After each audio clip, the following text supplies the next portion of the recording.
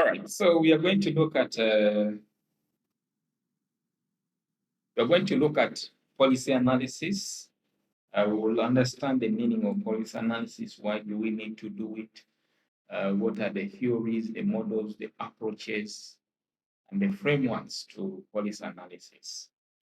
So that's basically what we are going to look at. So let me make sure I switch on this. So policy analysis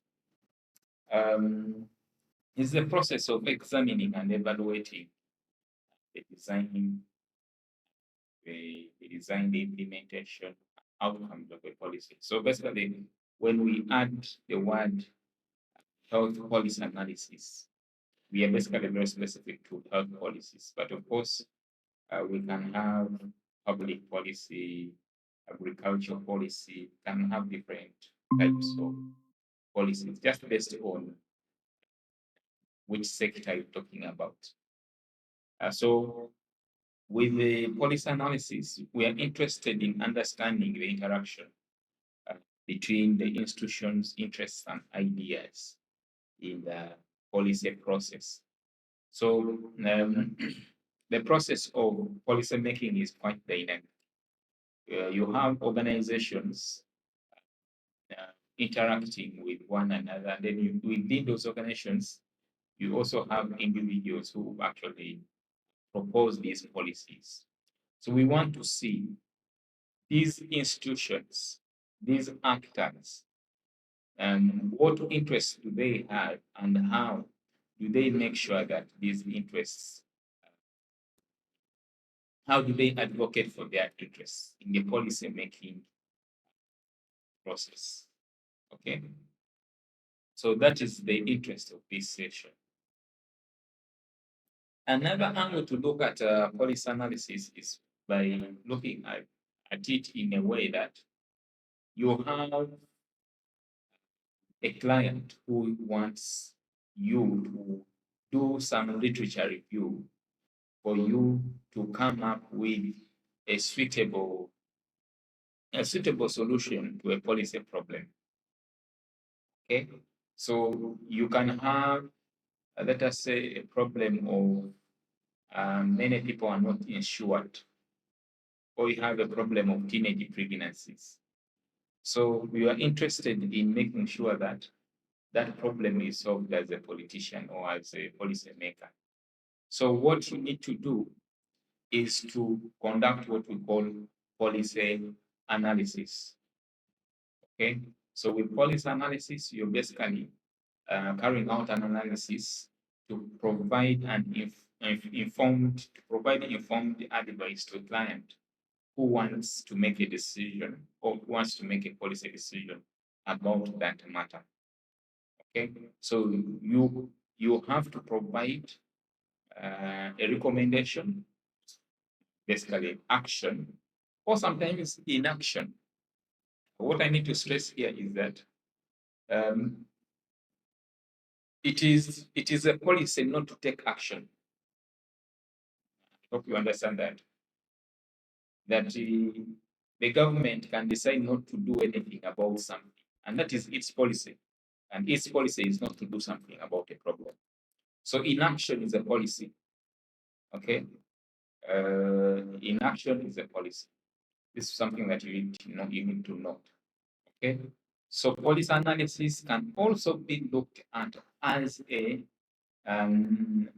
mechanism of examining and analyzing a particular problem, and then you come up with the recommended action or inaction. Okay, so that is another angle to policy analysis. The first slide was like we are doing policy analysis to see how policies are being formulated, implemented, and evaluated.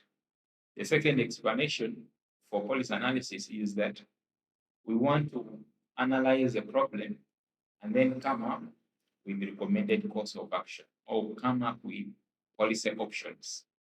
And sometimes it's basically an option. What needs to be done to solve the problem that is existing or that is at hand.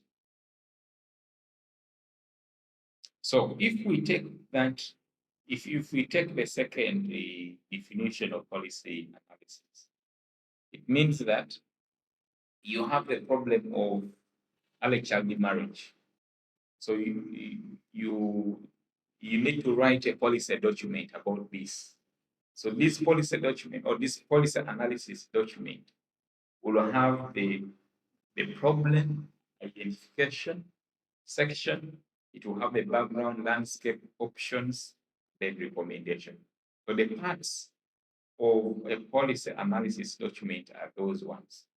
So with the policy identification section, you need to clearly stipulate what the problem is.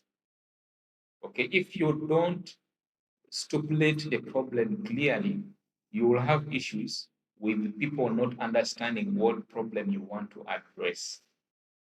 Okay, so clear problem stipulation or framing, which we talked about in agenda setting.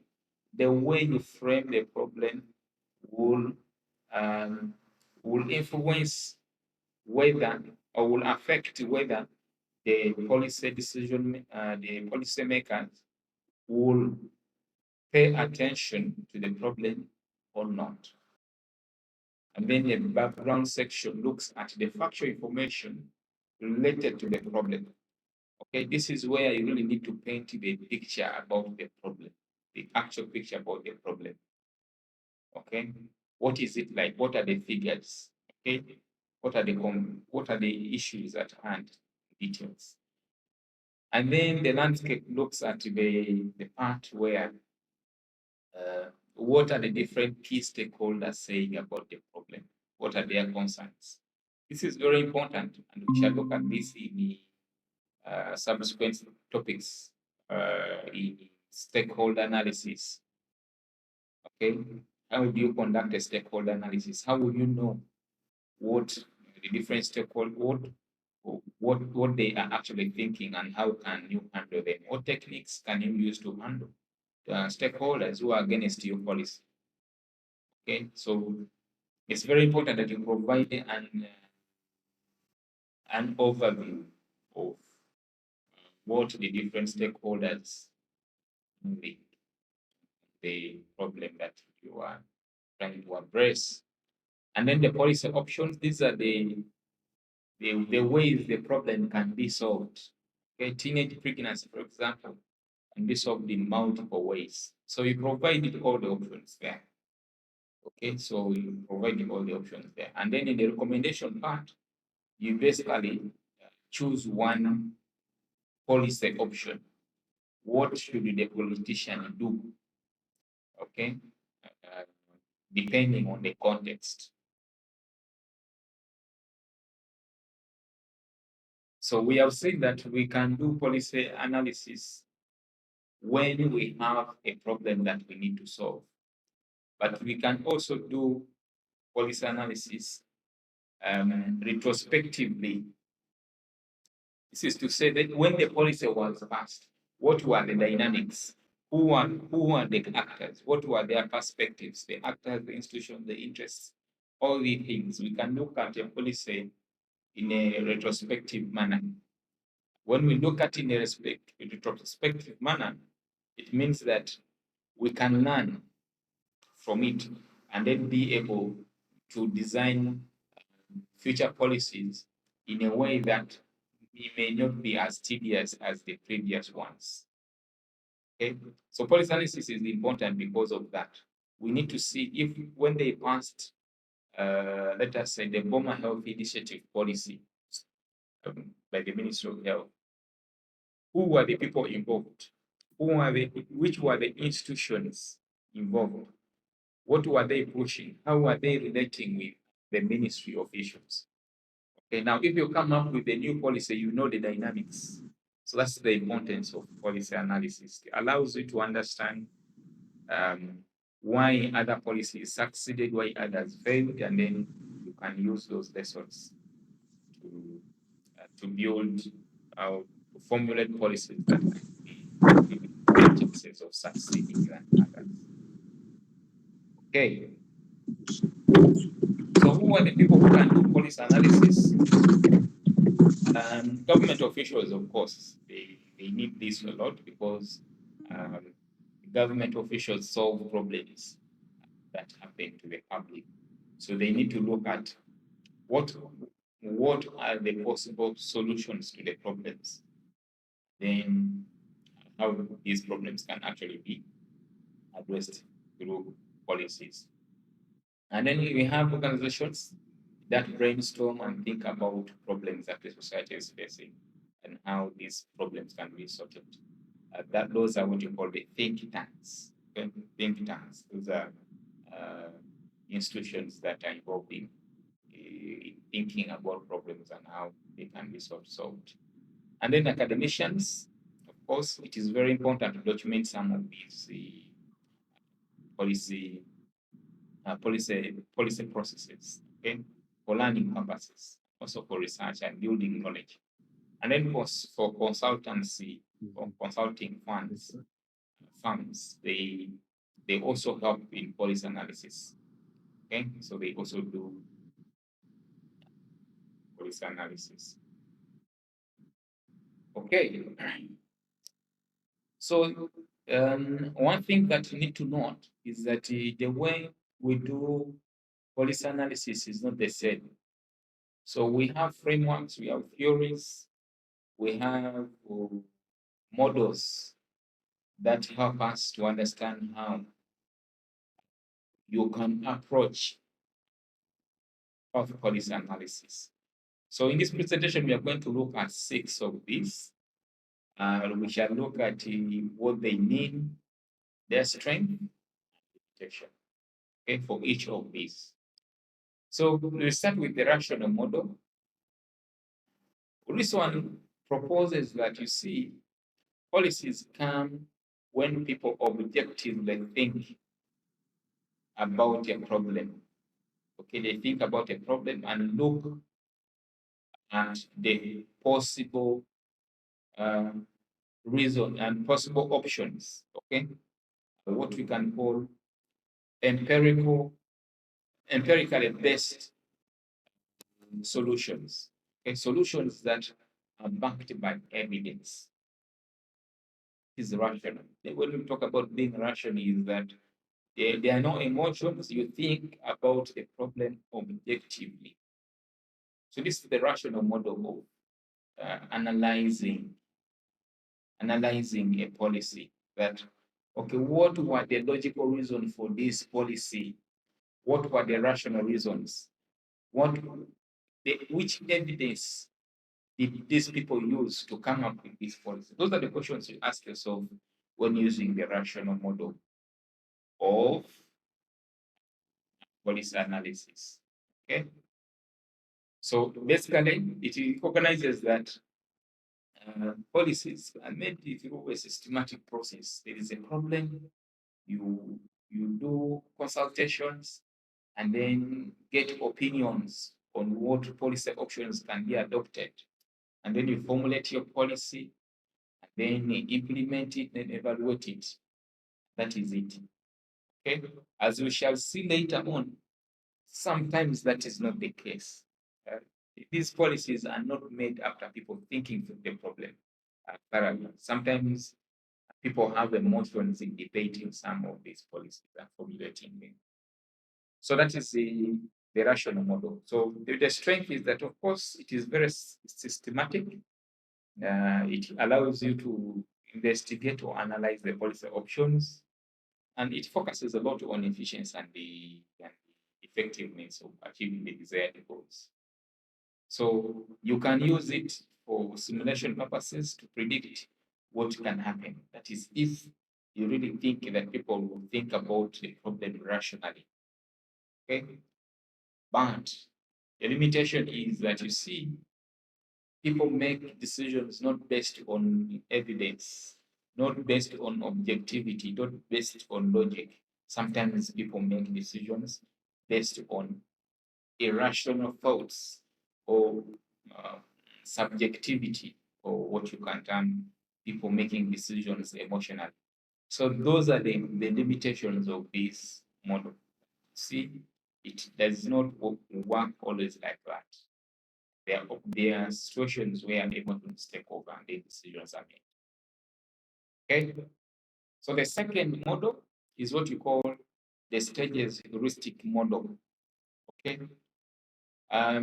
It can be called the stages model of policy making. Okay. It is commonly used in analyzing policy making processes. It breaks down the process of making a policy into stages. Okay, as you can see, and we looked at the stages in our second presentation. The policy, problem identification, agenda setting, formulation,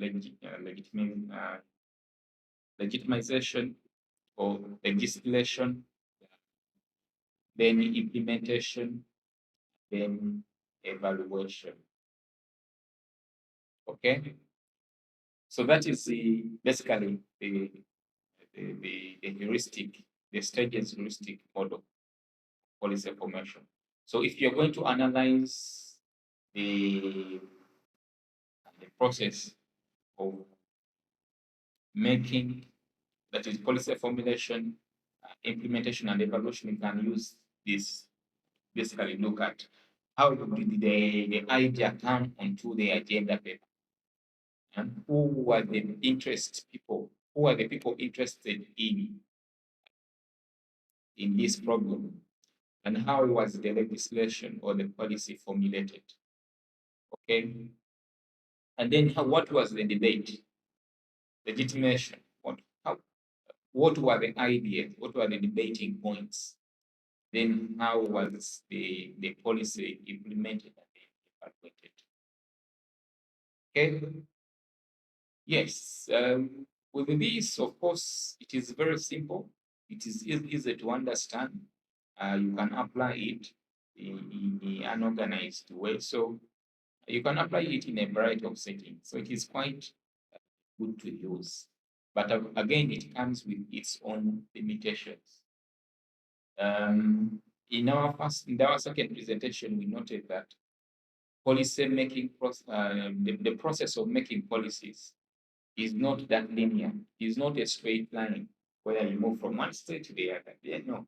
Sometimes you move from problem identification to implementation very fast. Okay. Within no minute, you find that we have the policy formed, formulated. Okay. So the policy making process is not a linear one always. Okay. It does not really capture the dynamics between the different actors and institutions. Okay. This is to say that you see, you have different organizations that are interested in, let us say, health problems. Okay. The way UNICEF wants to address malnutrition in South Sudan may be different from how Action for Hunger wants to address the problem of malnutrition in South Sudan. So they have different interests, for example. Okay, so how do they influence the Ministry of Health to adopt a policy that aligns with their own interests? So these stages of the heuristic stages do not really provide us with those dynamics, the power plays. Okay? Who called the who and who said what? Someone, the person who acted on whose advice, who's more influential than the other. So it does not provide this kind of relationship or influences, these dynamics, these feedback loops. Okay. These communications are not provided by this stages heuristics model of policy analysis. So we move to the next one. This is Walt and Gibson's policy triangle. For it looks at three things.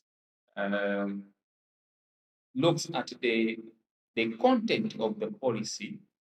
That's one. Two, the context of the policy, and then the actors. Okay, so we're going to look at each of these. What do these really mean? If we talk about content, context, and actors, what does it really mean? So content, what is contained in the policy? The policy aims at solving what problem and how. Okay, so it looks at the goals, objectives, and intentions. Okay, there was a policy which was passed around December. It was through, I think, a decree from the Directorate of Traffic, which was that if you have a private car, whether in public, I think, if you're moving from one state to the other, you should pay. You should pay some money. Who can tell us about that policy and what happened to it? Time for me to hear from you.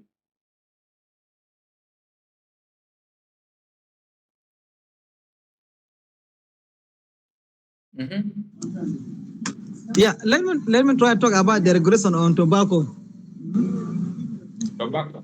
On tobacco, yeah, on regulation on tobacco, it says that excessive smoking it is harmful to the one's health. So this is what I can remember regarding the regulation to that tobacco. Yeah.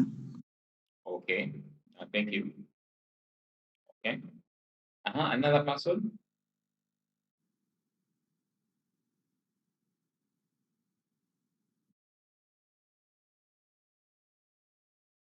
What about the policy announcement? It was, of course, it's not yet a policy, but it was an announcement uh, on supplying the residents of Juba with the water using trucks.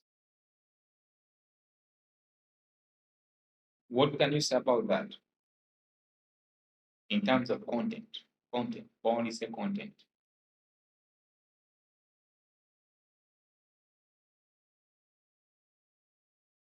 Thank you. You people. All right. let me try once again also here. Yeah. Yes. Hello. Yes, Yes. go ahead. Yeah. Yes. Your screen is off to my side here.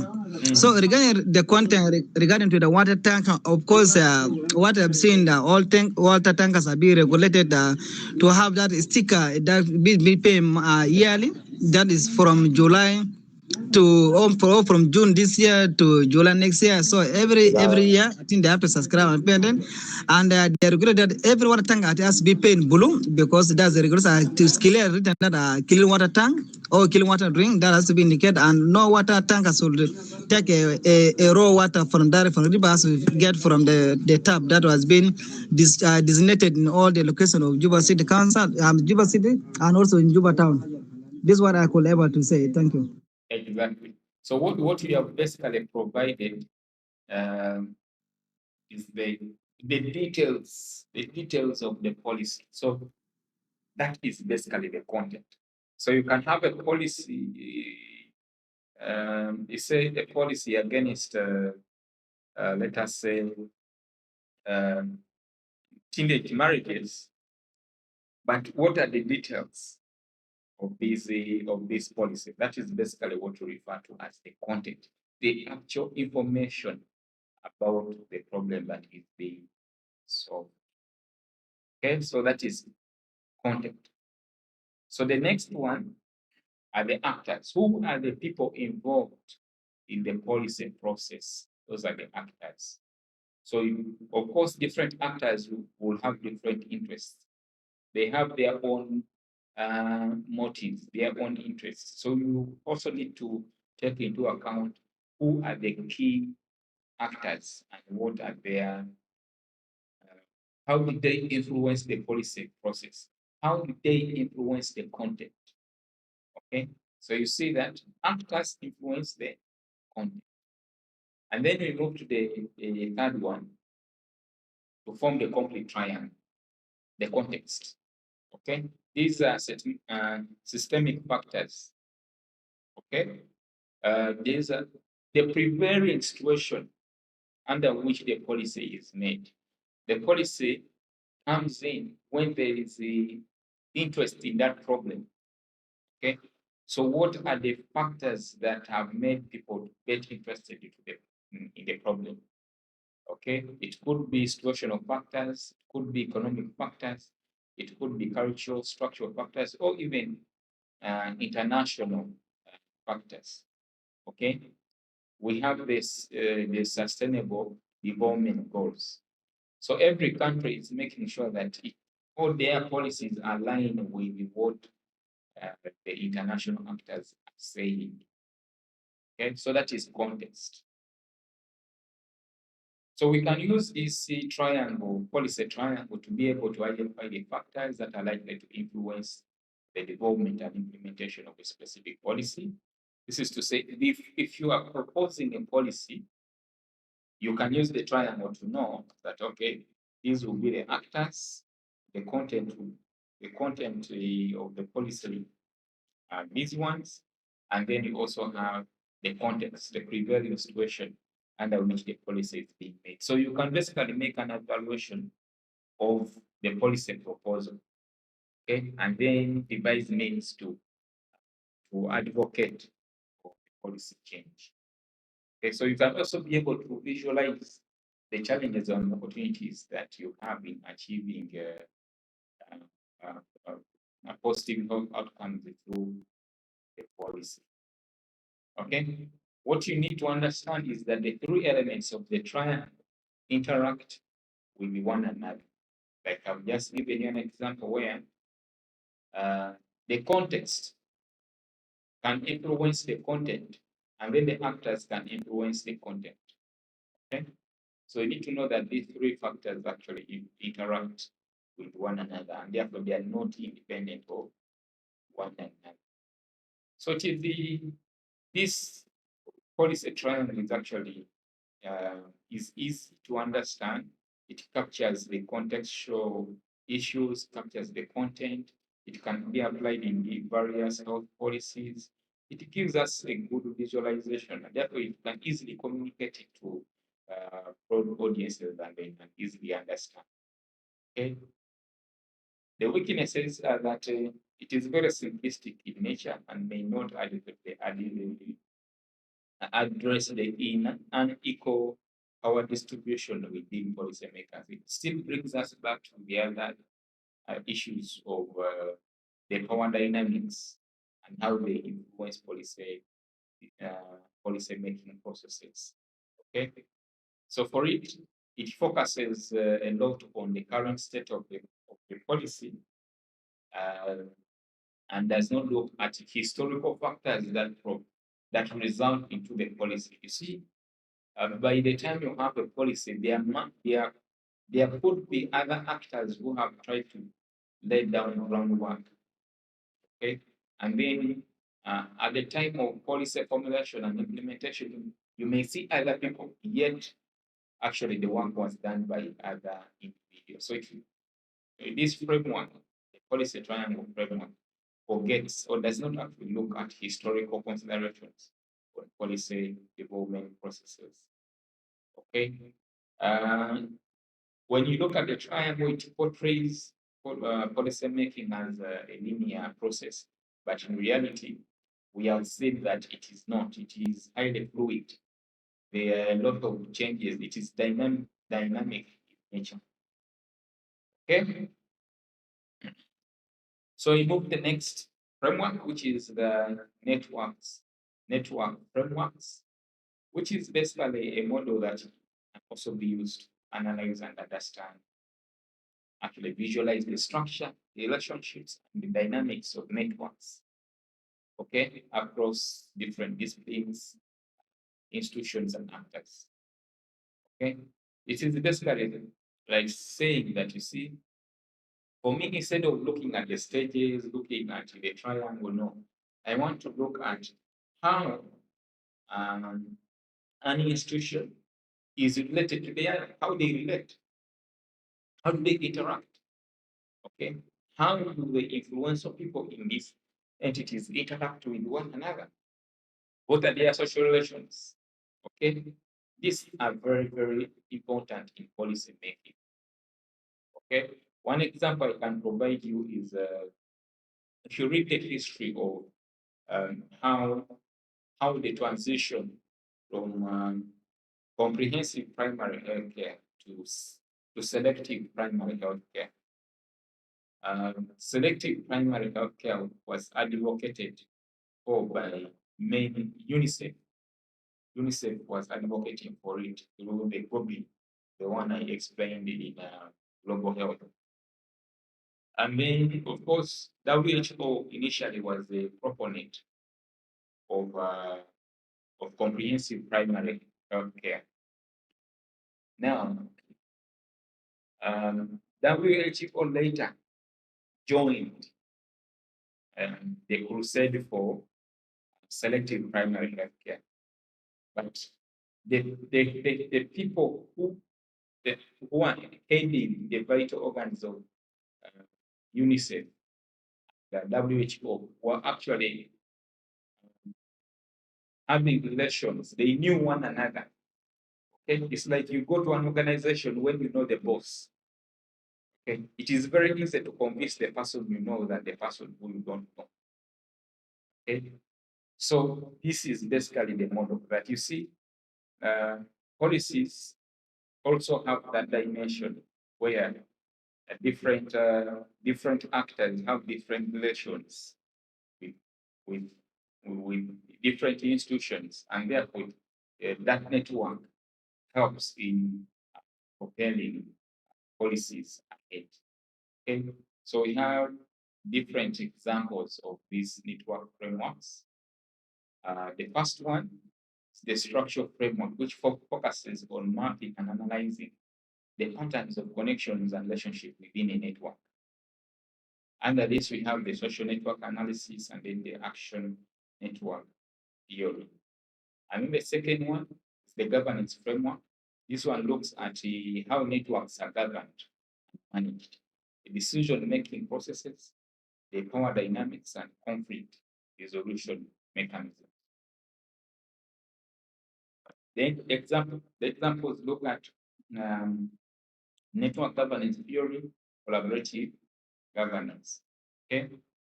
And then the third one, which I think some of you must have heard of, is the diffusion frameworks. This looks at how ideas, information, and behaviors are spread through networks. Okay. And the one of those is what we call the diffusion of innovation theory, which examines how new ideas and practices are adopted within a network.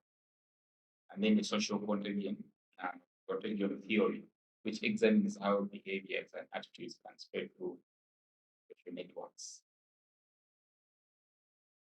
And then the policy networks, the fourth one, looks at how interactions between actors, how these interactions happen between actors in a policy-making processes. Okay, so applying these network frameworks in public health, one is that it allows you to really identify who the key stakeholders are and understand how they relate to one another.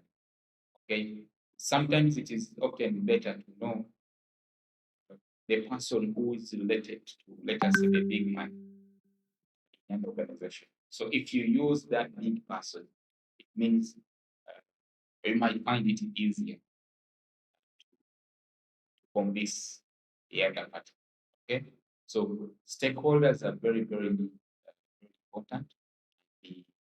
If you find it difficult to approach these key stakeholders, know how they are, know how the social relations, they know the social relations that they have, and be able to penetrate through that. Okay, so that is why you see people asking, I want to talk to so and so, but I don't want to talk to that person directly. And then they go through a friend, and then the friend introduces them to the person that they want to talk to. This is basically the logic. Okay, having these relations, humans are social animals. You have heard of that saying. Okay, if for example, these are also things that are very common. When I've ever sat in a class with you, if an opportunity comes, I say, oh, please, no worries, no worries. You get the position, you get this. It's because we are social. These networks are very, very important. Okay, so it allows us to analyze how the diffusion of health innovations and interventions happen.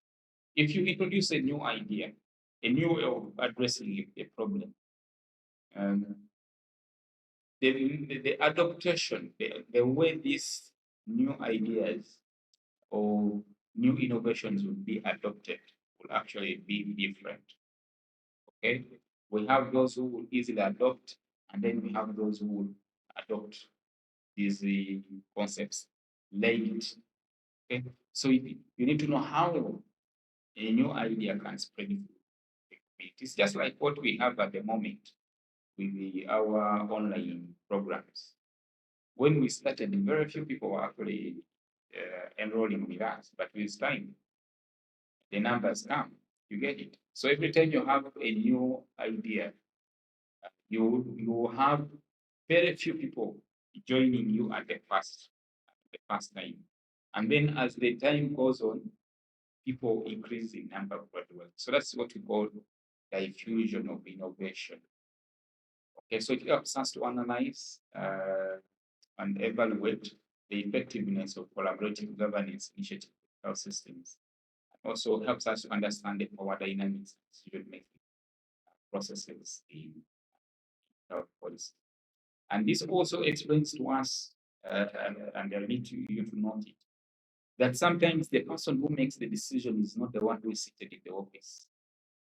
Okay, so that's why the children of the influential people, the spouses or their partners, are the ones who may have a lot of influence. Okay, so if you know that so and so is having perhaps a very good social relation with so and so, then perhaps that is how you can approach the situation and make sure that you exercise knowledge about our dynamics. Okay, you can have a politician who listens more to the daughter. Okay, and then not all daughters could be only one daughter that a person listens to. So you need to know all those power dynamics at play in the real world. That is what happens. Okay, so the networks framework provides us with a structured way of analyzing how complex systems and relationships work. Okay, it allows us to be able to identify the patterns, the trends, and the potential leverage points for interventions. Okay, where can we score an advantage and then use that as an advantage? Okay, if there is a policy that we want to push, what advantage can we use to aside make sure that this intervention can be implemented? And so all these points stress the importance of relationships. Okay, so we can be able to cluster the actors with their interests and then be able to map out their relations and be able to identify areas where we can pose policy success. Okay.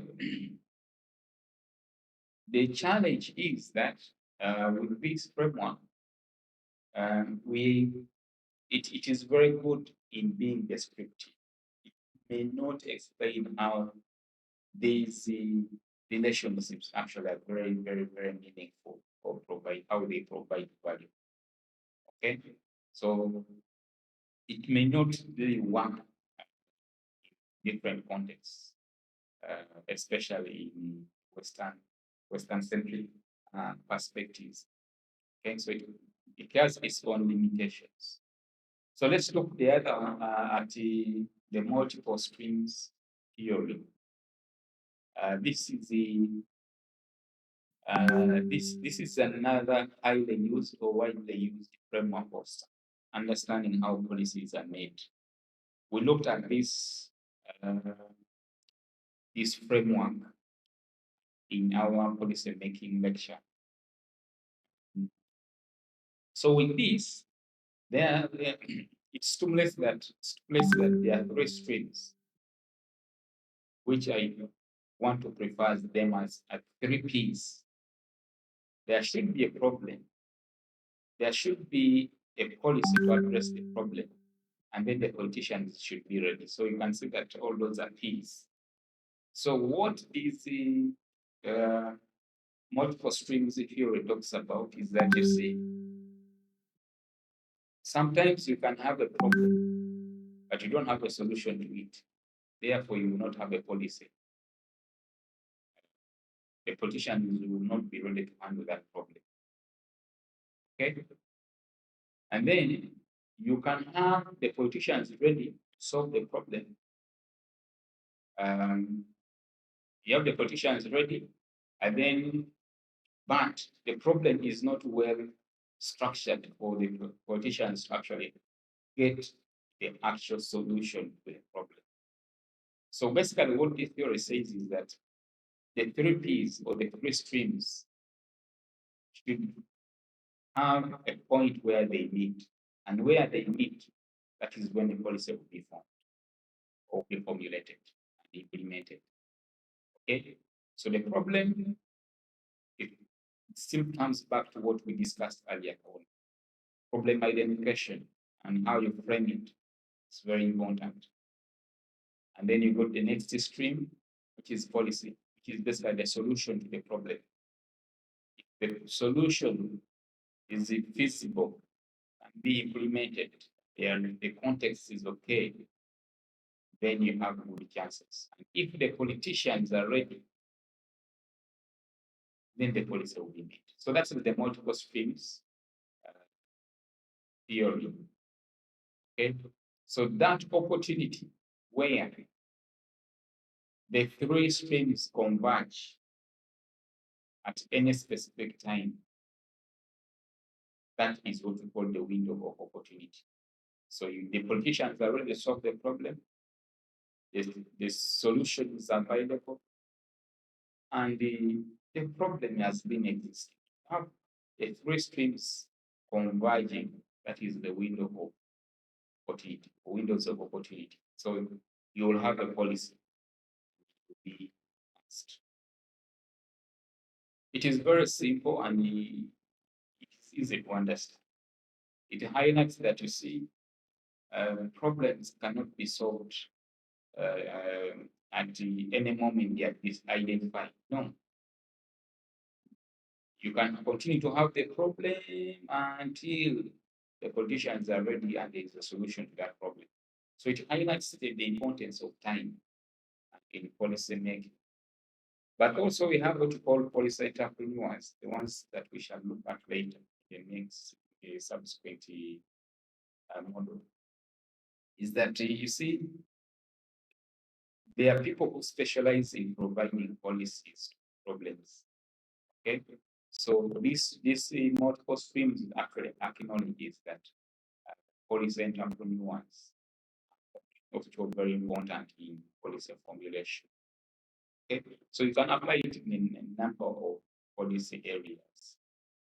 The weaknesses is that it oversimplifies it and it looks like it is a linear process, but remember, it neglects the role of power dynamics and structural inequality shaping policy agenda, and does not account for the urgency of actors. How fast actors can push some policies. It's very, very important to note. Okay?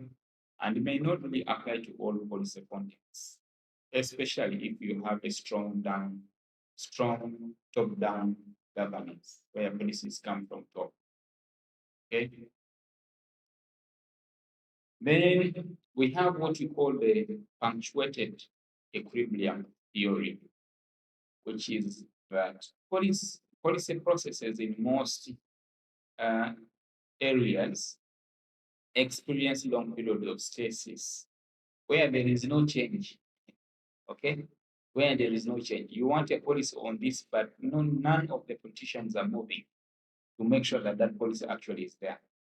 But occasionally, you can have short periods where the politicians are now very much willing to make the policy.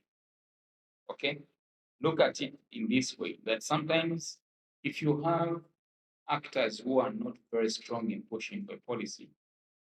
And then all of a sudden, someone with a lot of money comes. The politicians will wake up. That's what we call short bursts of intense activity. Because the donor is there, everyone is waking up to make sure that the policy is passed. Okay? So that is the punctuated equilibrium theory, which is that you usually have long periods where there is nothing changing. But we have short periods where people wake up and start to make policy shifts, okay, for policies to be implemented. So the concepts of this theory include the stasis, which I've just said, long period of time where the policy is relatively stable. There is almost no significant change. Okay. And then we have institutional stiffness, which is that institutions can be laid back. They are not really moving. Inertia. It's very hard for the institutions to make drastic changes. Okay. For example, one of the issues could be that we use technology in our offices. We go to offices where you have a lot of papers, yet we can use computers to really file some of this work. But the institutions don't want to digitize the processes. They are not moving. They want the way they are doing things. They want things manually done. That is institutional stiffness. There is no change. Okay. But if a very transformational leader comes in, you see those things happening very fast. You see computers being used, you see everything being done online and digitalized. Okay, so that is what we are basically talking about in terms of institutional stiffness. And then we have vested interests, where people have their own interests. They have different groups with their own interests. So they don't want to changes to happen. There are people who benefit from what we call the status quo. They don't want changes to happen because they have vested interests. Okay. So that's why that stasis will continue. You see no change because they are benefiting from the system. And then we have bounded rationality. Okay. Remember rationality or the rational model, where I will be saying that it is about reason, it's about logic, it's about objectivity. When we come to bounded rationality here, we are saying that decision makers have limited time and resources to make them prioritize small adjustments over comprehensive reforms. Basically, they are not utilizing the ability to be rational in decision making, and they take their own time. And they are basically saying they have limited resources to make the changes that need to be made. So that's what they will tell you. They will keep telling you that. Okay? No time, no resources to make the changes that are needed. Okay? So the punctuations are those periods where there is rapid change in policy. Okay? That's the moment I said the politicians wake up. Okay? And they say, oh, we are going to address this, we are going to address it. Sometimes because they see that they are going to be facilitated, so they have this interest, maybe whatever it is. So the reasons for these changes, the reasons for people to wake up, be exogenous shocks or endogenous shocks. When we say exogenous, basically the factors are external. These are external events. They can be crises, they can be scandals, they can be major societal shifts, they can be anything. And then endogenous triggers, accumulated frustration with the status quo. Okay? Everyone is tired of the system that does not work. Okay? So they want new ways of doing new things. So this is where you have emergence of new ideas that lead to internal pressure for change in policy. Okay? Then the last concept is the policy entrepreneurs, which we have already explained. that there are people who are always ready to push for a specific policy change when the opportunity knocks. Okay? When the opportunity is not there, they will not really waste a lot of their resources. So this is also to teach you a lesson that you may not have to push for your policy change forever. You need to you need to take consideration. You need to take into consideration the contextual factors. Okay, see, are we having politicians doing a lot of good things? I think one of the opportunities, windows of opportunity, if I'm to use the other theory of the multiple streams or the three streams, one of the windows of opportunity in our setting is the period that goes to the period closer to the elections. This is where people want to please their electoral, the people who vote them into power. So that is a very good opportunity to push some of the important policy issues. But of course, in our country, we have not yet reached there. Okay, we have not reached a point where we are going to have elections and the citizens are saying, for us to give you votes, build for us the school, and then they will build it. And then for us to give you the votes, please build for us a borehole, and then they will. Okay, so that is where policy entrepreneurs come in. But of course, we are still very static. We are in a stasis. If you remember that concept, let me go back to it.